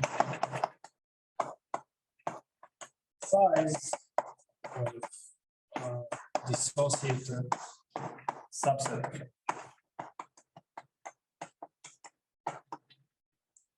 Okay, very good. So now they have looked at there is various relations between this dimension and various structures and properties that you can find in groups and subsets of groups. And it has like this type of idea of looking at maximal dissociated subsets has really also quite a lot of applications in additive number theory. And it also was studied before in harmonic Fourier analysis. And anyway, so one result that is nice and that I want to mention because we do something about it is the theorem of Sanders. He says is also independently due to Shkredov, maybe 2007 roughly. So what he proved is that let G be an abelian group,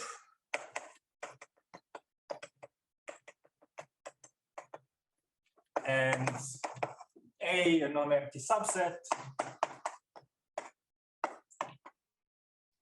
such that, and this is again just notational convenience, but you have an upper bound on its doubling, so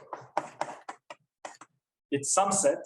So you know that the size of A plus A is at most K times A, but I allow this K to depend on, it's not, doesn't need to be a constant. So in reality, you could just plug in K to be the size of A plus A over A, and you just get a messier expression. This kind of makes a nicer statement. So if you know some upper bound on A plus A, then your dimension needs to be small. It's at most big O of K times log the size of the group. So it gives you a relation between some sets and this dimension. And I'm not entirely sure if this particular thing was used. I think it's usually just observed as a nice thing in addition to certain relations of higher energy and this dimension that I don't want to go into, but it's still a nice result.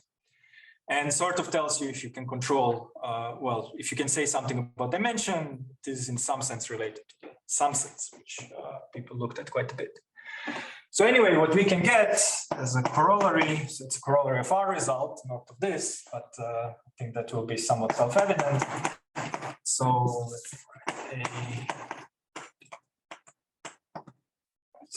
what you get for free from this is the same statement, just in non-abelian group, and you get a log n extra.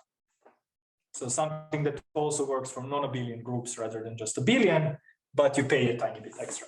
So also the original proof of this was using Fourier analysis, but later they observed that like you can avoid it, and there is a counting argument, which actually you get this result for free from a version of our result here. When kind of this graph comes from the abelian group, it's nicer, and then you can do something better, and you can get rid of the log easily here, and just some counting argument immediately spits this out. Yeah, in the non-abelian world, it seems much less clear what you can do, and this at least tells you that you do get a similar type of relation even in non-abelian world. So let's G And let me now call it its operation times to point out that it's an arbitrary group.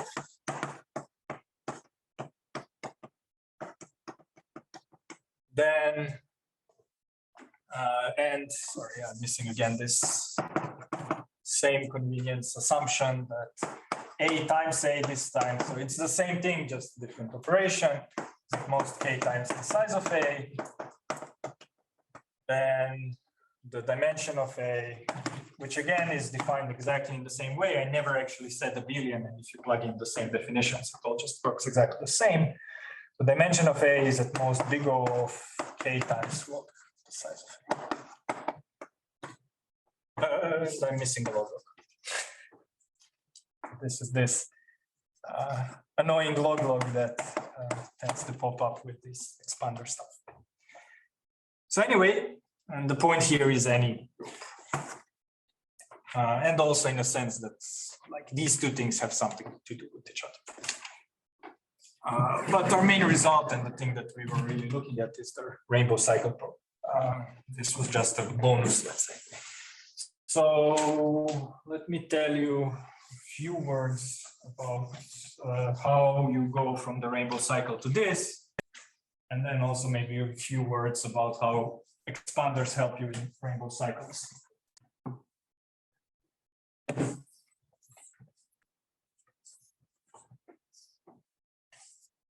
So here, let's proof of corollary. So let L be a maximum size dissociated subset.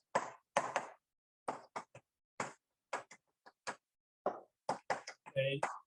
So the size of L is the dimension, right? This is how we define the dimension. We just take a maximum dissociated subset, and now we'll define a graph, right? So in order usually to use this type of expander, some graph needs to pop up somewhere. And what is the graph going to be? So let G is a group, so it will be called H. So let H be graph with vertex set of H being just the Cartesian product of A times the A times L. So it's a bipartite graph. On the left, it has A, so all the elements of our set.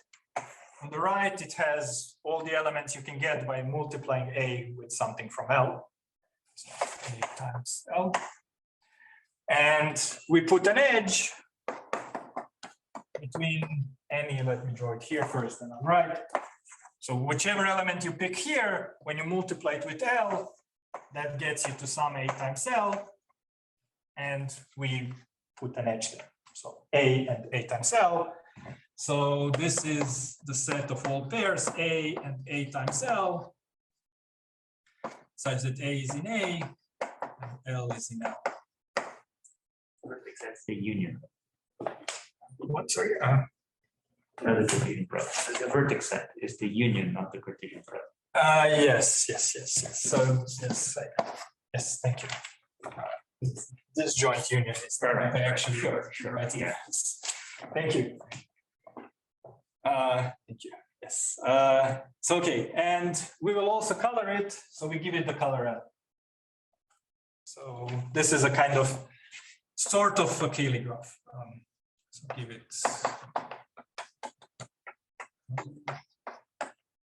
L.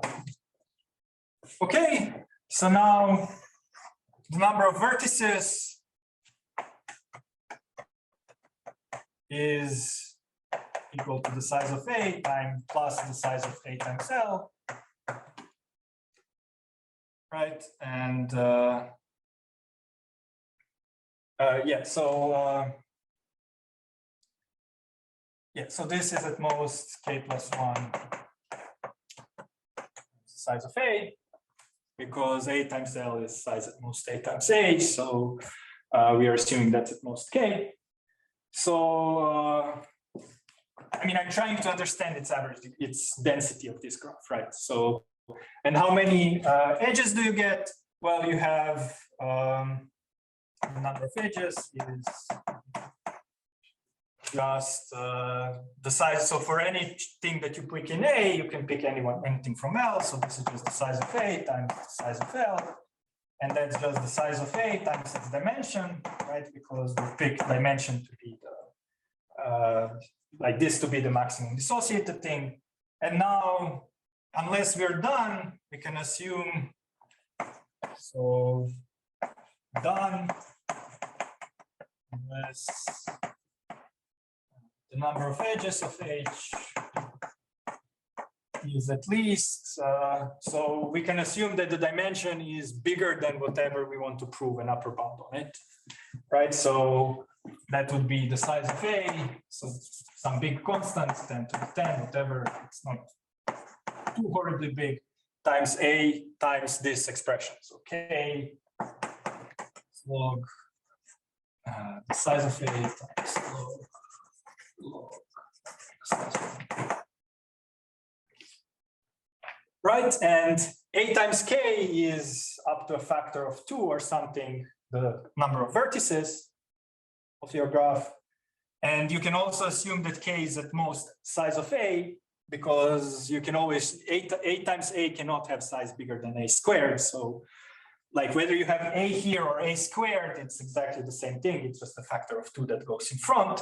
So we are getting that the average degree in this graph is at least log n times log n.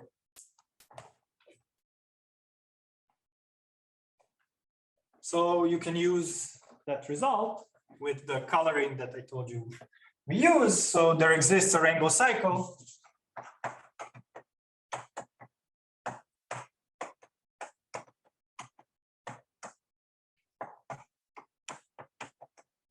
And now let me draw one.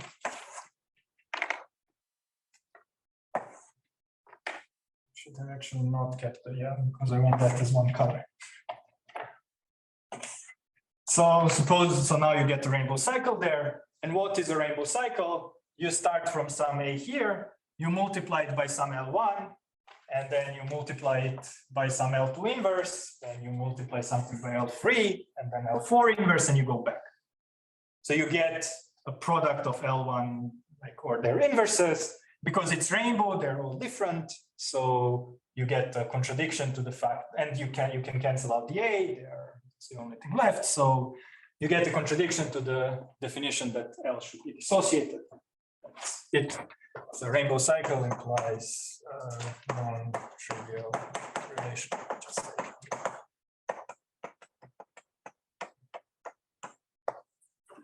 and contradicts this.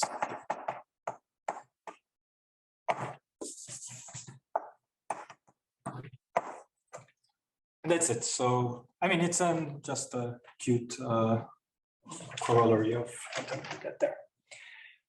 Very good. So, I'm doing with time. So, I have some amount of time. So, now I want to tell you a bit about how, like, what you can do with expanders here.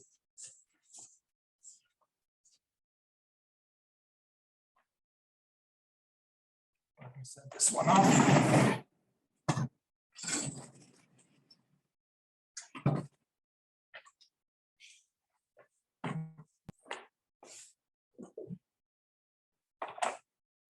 Okay, so the first step is sort of by now probably somewhat obvious, pass to an expander, right? So we have average degree log n log log n.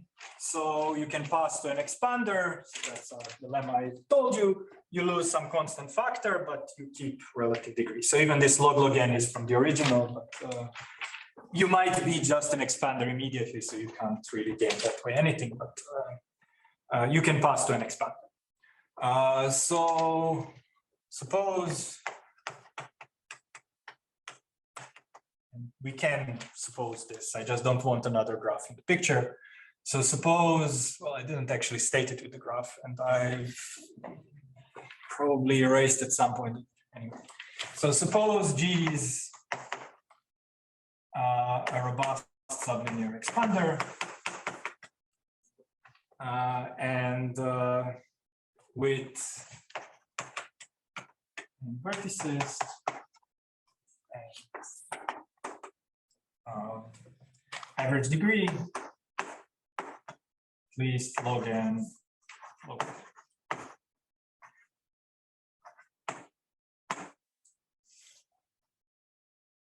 Right, so our goal is now, so someone comes and colors this graph, does it make, like, gives a proper coloring of this graph, and we want to find the rainbow cycle side of this thing. So let me for the moment put a square here. So let me go back to the results that I just erased for no good reason. No, they were here, I didn't erase. But just to show you somehow at this point, like, a big part of the proof becomes very, very simple. There is still a caveat and you need to be careful towards the end, but let me show you at least why the log squared and these expanders are useful. So what I want to do is, this is now our expander. So I want to do the standard kind of thing. I pick a vertex, I start expanding around it, but now I want to expand in a rainbow way, right? So I only go to a new vertex if I can reach it by a rainbow path. So let X be suffix X, vertices of G, and also, so define the rainbow neighborhood. So let UI. So it's the set of all vertices in V of G that such that there exists a rainbow XV path of length at most I. Right, so for example, in the first step, we get everyone because the coloring is proper. I mean, there is you don't even need that, but it's just one edge, so you get the whole neighborhood. In the second step, you still get everyone because you cannot, if you reach this vertex by a red edge, then this one cannot use a red edge going out. So you still get the second neighborhood completely. But now things become. So let me do a few more. But, no, so. Here's a blue one, not that far. I'm missing colors. I didn't use orange yet. Very good. And now, but now you might have someone who has, this one might have a blue edge going out, a red edge going out, yellow edge going out.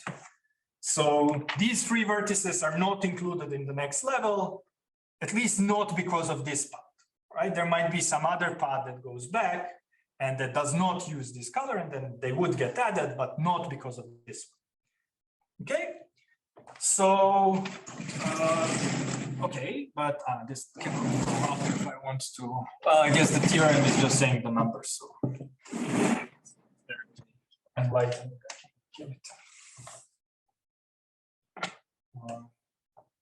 Okay, so but what I claim is that you still can.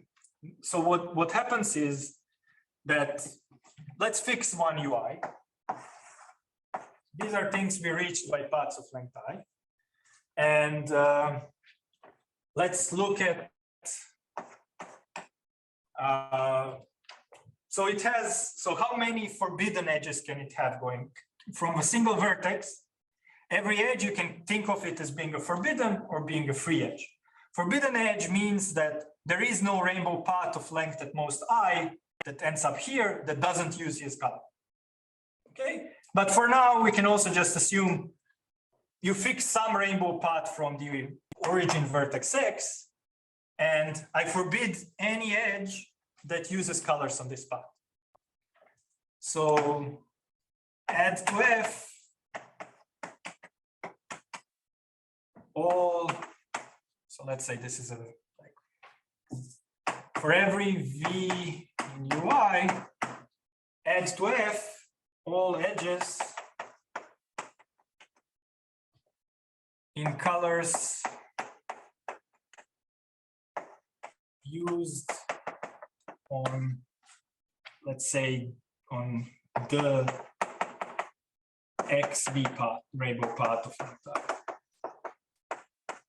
that put V inside of UI.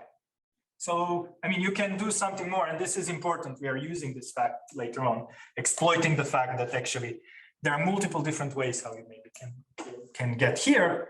But so in colors used on the XV rainbow part, on maybe some. Okay, so how many edges do I put in F? So for every vertex in UI, I'm putting at most I colors, right? Because it's reachable by paths of length I. So the size of F is at most I times the size of UI. So if I is at most log n times log n, and that's how long it takes us to kind of expand to a linear proportion, then I can forbid that. Why? Because, so if I is at most, so if I is at most log n times log n, then if you go back to what our definition says, and remember that that epsilon is always at least 1 over log n. We stop once we reach half. So I'm now assuming that this is log squared n times log n. Right, so you get here precisely at most like it will be 1 over log n times log squared n, so you get precisely this log n log n. So I can just forbid these things and still expand in my expander. So it's precisely the situation that you get there. And by doing that, so that now you need, and what that means is that you're still expanding by this epsilon over 3 factor. Right, I needed to forbid some amount of edges, but my vertex expansion is always kind of fixed. It doesn't matter on what I'm forbidding. So that means that I do, like this computation I didn't do, but if you do it, this is this kind of slow threshold that in log n times log n, you will actually reach more than half of your graph. And kind of if you're used to expanders, now you think you're done, but there's a caveat. So in log n. So anyway, let me just write the size of U log n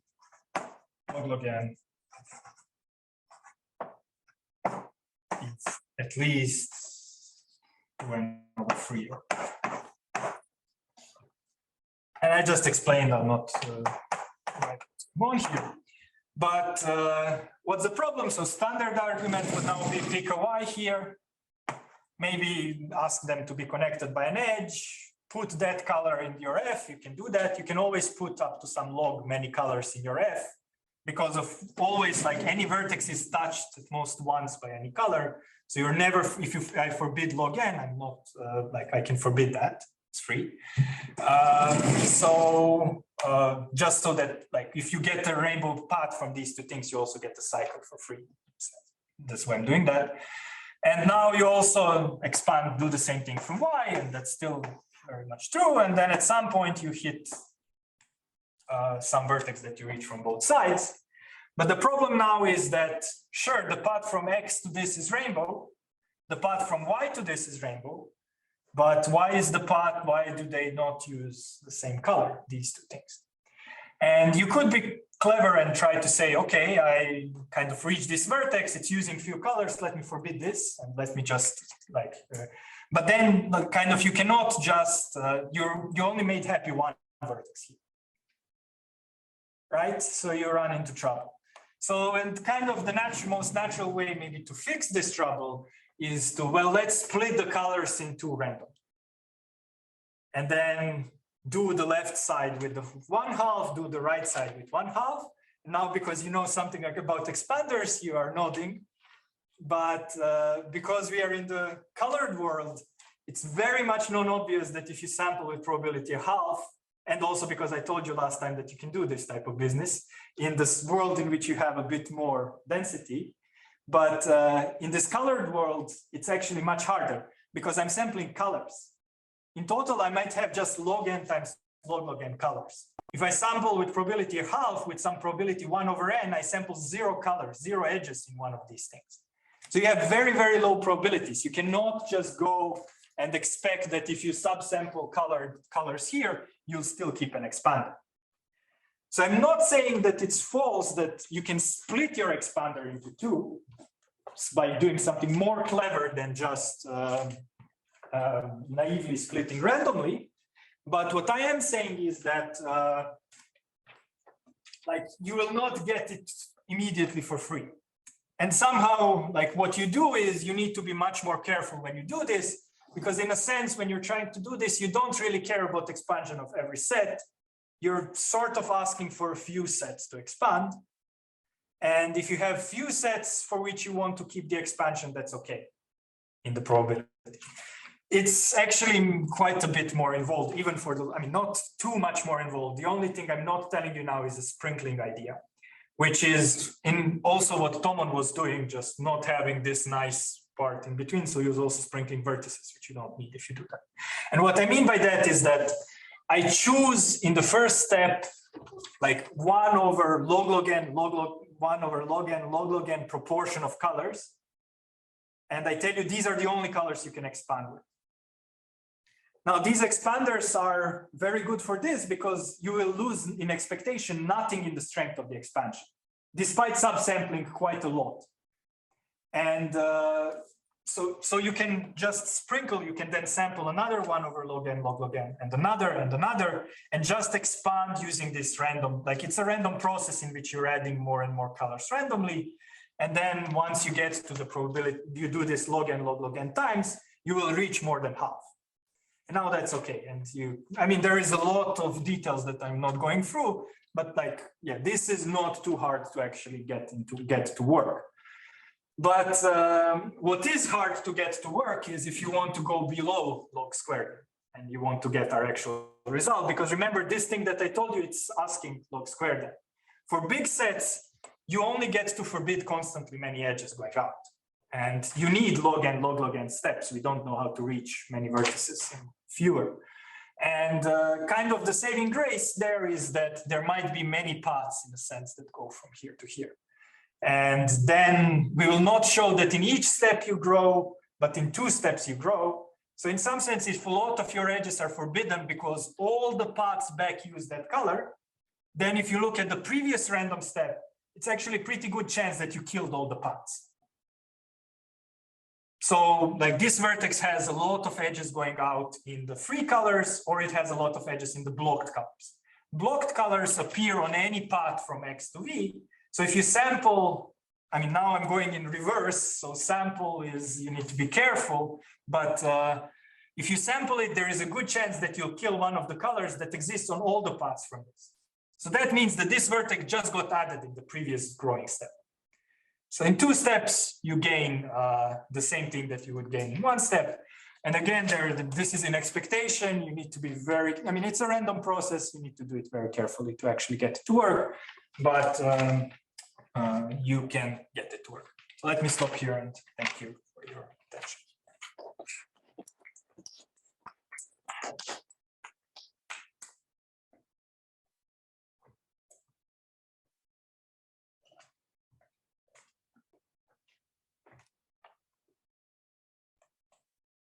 Questions? I guess everyone is hungry. Can you repeat the last part of the why is it 2 steps? Yes, so that I was fasting. So I mean, why does it work? It takes a bit longer, but at least intuitively speaking, that picture is better. So look at some sets. So we are having these kind of nested sets that each time you add some extra colors. So there is a UI -1 inside of it and UI +1 to get outside. So now, like if you look at the edges that go from UI to the next bit, like you have by expansion, you have a decent number of edges here, and they are also kind of nicely distributed because of robust expansion stuff. So anyway, so there are 2 things that can, like every edge here, I can classify in 2 types. it can either be a free edge, which means there is some rainbow path not using his color. So that means if you sample his color, then this guy gets added to the set. So it's a good one, it's available edge, let's say. Another type is a bad edge, it's a red edge. And a red edge has does not have a rainbow path. So every rainbow path from X to the left side of this is using red.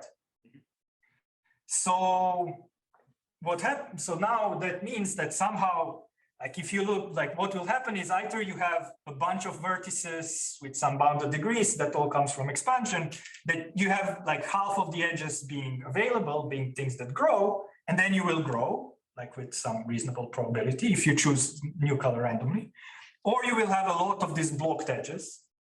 And having, like if this vertex has a lot of blocked edges, so in various different colors, then when you sample one of these, if one of these, so now I'm going in reverse, I'm going back in time. So if I only added one of these colors at this point, then this vertex is not in UI -1. Right, because I killed one of his colors. You're not allowed to use it, and every rainbow path from X to it was using red. So if I only added red at this step, then like this guy is no longer in UI. So you colors you ensure that they're being disjoint. Yeah. So I mean, like I'm always adding colors. Let's say so in each step, like I'm having. One. So actually, like it's better to do this log squared argument by not doing this. So maybe I said sprinkling, which doesn't do that. But in this case, because you want to define these things and go back and forwards in time, you actually are kind of you're just adding. Yeah. So and then, I mean, of course, I need to like you have a lemma that kind of splits into two nice cases and tells you that then like a constant like epsilon fraction of vertices here will die. Will be this like will not be in UI -1. So that means from UI -1 to UI, you grow by a correct factor. Maybe you don't grow in the next step, but fine. And in the other case, you grew in this. But that's a rough, I mean, this is the main idea, and then it's a lot of technical stuff to actually get it to work, which is not trivial at all, but and some very interesting stuff, but again, thank you.